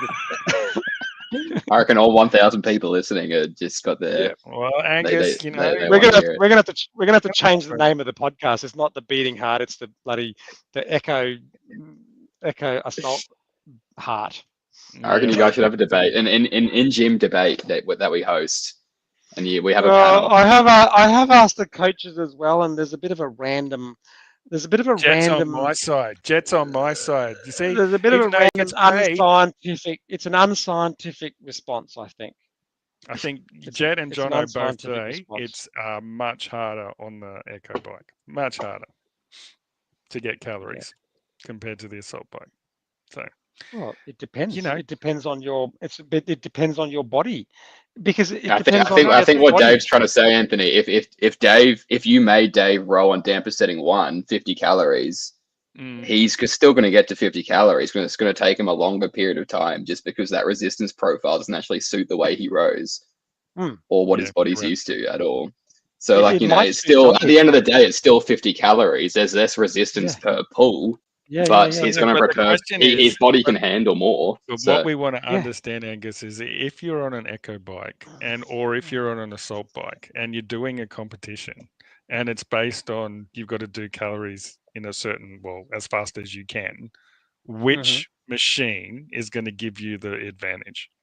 It depends what's the on your body. What's standard protocol? What do they use to the games? They only use one machine. And they use the echo bike. Yeah, they don't use the standard. assault bike. But as long as it's standardized, it doesn't really matter. I don't think. No, it doesn't matter. But it does depend on the body. It matters in CrossFit Neuro. It matters in CrossFit Neuro when Dave's on the assault bike. You can pick a different machine, so it makes a difference to the result. Okay, so Anthony, answer that same question. If a 90-year-old member who's not very strong, they're gonna pick the dampener 1, right? They're going to pick the dampener 1. So that means that for Well, this them, became about rowing. We're trying to talk about no, bike. but because the assault bike and the echo bike have different dampener settings, effectively. Yes. That's yes. it. That's what they are. But so you don't then say the bike is harder or the bike is easier. You say, Yeah, but so what you're saying though is that the assault bike is easier for you to get calories on than what the echo it bike is. suits. I feel that the assault bike suits my mechanics and my muscle power better than the echo bike for workouts that are of shorter duration. But if I want to but if do we a both longer go on, workout, yeah, if I'm doing a longer, just like I do on a rower, if I'm doing a longer row, which you would as well, you would drop the dampener a little bit. If you're doing a shorter row, you'll push the dampener up a little bit. So it's not the machine, it's the body that you're comparing, and that's that to me sounds like a more yeah. So the that most makes scientific analysis of it. you're making the decision though. But so the interesting question Yep. is like if we have two side by side samples, like so first of all we have to do the echo bike and then we have to do the Okay, assault what distance are we doing? Well, we've got to make it even on both, I think. Because what we want to see is like if like maybe this is it. If you do 20 There's calories three variables. on the There's the echo human bike, being, there's the duration and power output. yeah. So So there's three variables. 20 on the assault as fast as you can. The other person does 20 on the assault as fast as you can. Then you go on I to think the I'll echo. do better on the assault bike. I think I'll do better on the assault bike and worse on the echo. Well, we should see because. But then when we switch it around, 100 calories. If you win both of them, then you can always choose the assault bike if that's the case. But if you don't, if you lose both of them, you have to go on the echo bike every time. That's the deal. You have to stop riding the assault bike. But that's like you saying to me. That's like you saying to me, Anthony, you're never allowed to adjust the dampener on the road. No, so that's the which is kind of crazy, right? It's kind of crazy. Are you willing to do it? Oh, I'll do anything, but it's not going to change physics. Well, we'll see. On that note, yeah. This has been our longest podcast ever, thanks to that echo bike debate. We'll blame Angus for that, for bringing up the dampener. No. You know, I didn't bring up any echo bike originally. Hang on. We have a comment. Another comment from Thomas. Thomas, isn't all this invalid? The Echo is the standard bike for CrossFit. Yeah, it's a standard, Tom, but we're arguing. Your work, Anthony does not like the fact that Dave uses the assault bike, even though working out should be a you versus you thing, not you versus somebody else. So I'm not sure why we're comparing here, but Angus, I think 50 calories. I've done 50 calories of work. Like 50 calories is 50 calories, right? I've done the work to get those calories. It's not like there's a little motor in there that's helping me, but also, hey Thomas, there are some tournaments that have either or. Okay, there was a semi-final I think that said we don't care which bike you use.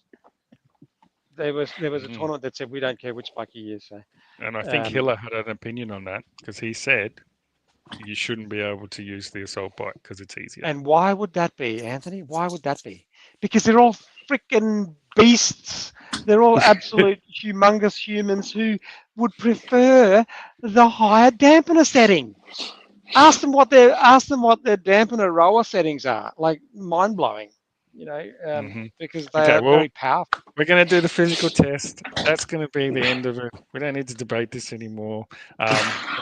Thanks, Tom. Appreciate your support. Well Thanks, done, guys. Tom. So, thanks, Gary. Thank you, guys. Thanks, legends. See you tomorrow. Thanks to Svetlana. I know Svetlana left because she just probably got bored with our conversation. But yeah, awesome guests. Brilliant conversations. Guys. Great story. Thanks, guys. See you tomorrow. I'm glad that lady gave you the defib.